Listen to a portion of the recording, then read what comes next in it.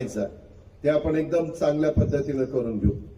म्हणजे कशाचा मातीचा नाही, सिंथेटिक, त्याची लेवल बिवल काढून एकदम. मी जेवढं काही तुम्हाला म्हणजे मागेही मी सांगितलं की परत असा कुणी आमदार तुम्हाला मिळणार नाही मी जेवढं काम केलेलं तेव्हा आपला दावा आहे. तुम्ही प्रत्येक आजपर्यंत बारामतीचं प्रतिनिधित्व केलेले अनेक आमदार सुरुवातीपासून, मला वाटतं 52ला पहिली निवडणूक झाली असेल ना, 52च, तेव्हापासून आजपर्यंत तुम्ही प्रत्येकाची कारकीर्द त्या ठिकाणी बघा की त्यांनी त्यांच्या कारकिर्दीत काय केलं. आणि तुम्ही मला 91 पासून आमदार केल्यापासून मी माझ्या कारकिर्दीमध्ये काय करून दाखवलं. आणि मी थांबणार नाहीये.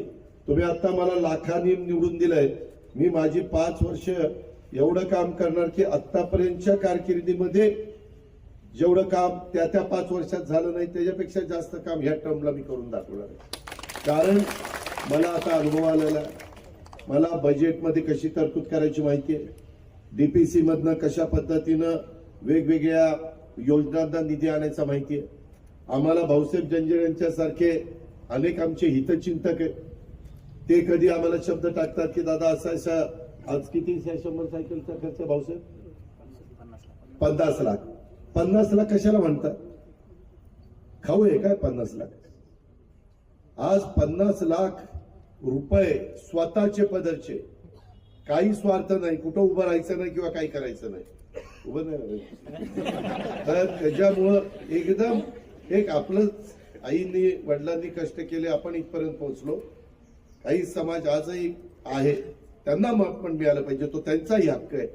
आणि म्हणून आम्ही सरकारमधनही प्रयत्न करतोय. परंतु असे एनजीओज, मी आता काहींशी बोललो, काही मध्ये मी एका एनजीओला तुमचं ते कुठे गेलं तुमचं एन्व्हायरमेंट फोरम, परवा 5 कोटीचा चेक पाठवला. 5 कोटी रुपये कशाला म्हणतात?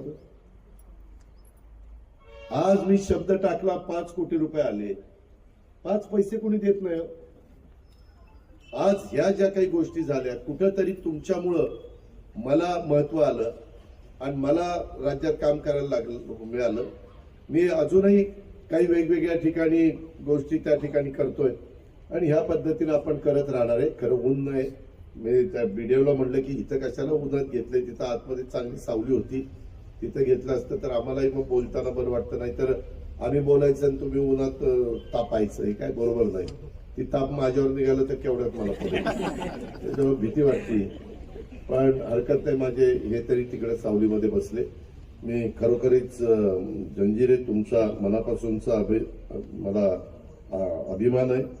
त्याच्यामध्ये मी सहज 2011ची जनगणना झाली, त्याच्यात राज्यामध्ये दिव्यांग व्यक्तींची संख्या महाराष्ट्र राज्याच्या लोकसंख्येच्या 2.63 म्हणजे 3.25% होती. आता राज्यातील दिव्यांग व्यक्तीची लक्षणीय लोकसंख्या विचारात घेता मी ते 1% तुम्हाला सांगितलं. राज्यात केंद्राप्रमाणे दिव्यांग पदोन्नती आरक्षण लागू करण्याचा, त्याचप्रमाणे दिव्यांग कर्मचाऱ्यांना पदोन्नतीमध्ये 4% आरक्षण लागू करण्याचा निर्णय देखील आपण घेतलेला आहे. देवेंद्र फडणवीस, एकनाथराव शिंदे, मी आम्ही सगळ्यांनी तो निर्णय घेतला. अशा प्रकारे माझ्या दिव्यांग बांधवांना कल्याणासाठी अनेक योजना आम्ही सुरू करतोय, वेगवेगळ्या ठिकाणी अनेक गोष्टी पण करतोय. माझं अमोल काही ठिकाणी आता डीपीसीच्या निमित्तानं मी जातो ना, तर काही जिल्ह्यामध्ये खूप चांगल्या प्रकारच्या गोष्टी केल्यात. आता आपण पुण्यामध्ये पण मी बघा काही कोटी रुपयाचं दिव्यांगांच्या करता, ते बाप्पाला माहिती आहे, ते केलेलं आहे. पिंपरी चिंचवडमध्ये पण केलेलं आहे. तसं चीफ ऑफिसर बारामतीमध्ये ओपन स्पेस किंवा काही असेल तर मला माझ्या बारामतीतल्या सगळ्या घटकांच्या करता काही ना काही करायचं. तर तशा पद्धतीनं दिव्यांगांच्या करता आपण कुठं काय करू शकतो, कशातनं त्यांना त्याच्यातनं थोडासा आनंद पण मिळेल, त्यांनाही त्याच्यातनं शिकता येईल, असं काही मला सुचवा बरं का बाबा. आणि बाकीचे पण कार्यकर्ते माझे ऐकतायत. ते छोटं करतोय, हे झालं खेळण्यापुरतं, ते नाही. त्याच्यात बऱ्याच गोष्टी आपण करू शकतो. तर मला वाटतं लातूरची एक शाळा मी फार चांगली बघितली. मी त्यावेळेस म्हणालो पण होतो, गजानन पाटील तेव्हा माझ्या ऑफिसला होते, त्यांनाही सांगून आपण करू शकतो. कारण नुसतं बोलून नाही, त्यांना सुविधा पण मिळाल्या पाहिजे. आणि माझ्याकडं अर्थमंत्रीपदाचा कार्यभार असल्यामुळं त्या दिव्यांग बांधवांच्या कल्याणासाठी माझा तर प्रयत्न निधीची अजिबात कमतरता भासू देणार नाही मी, असाही मी शब्द या निमित्तानं आपल्या सगळ्यांना निश्चितपणे देऊ इच्छितो.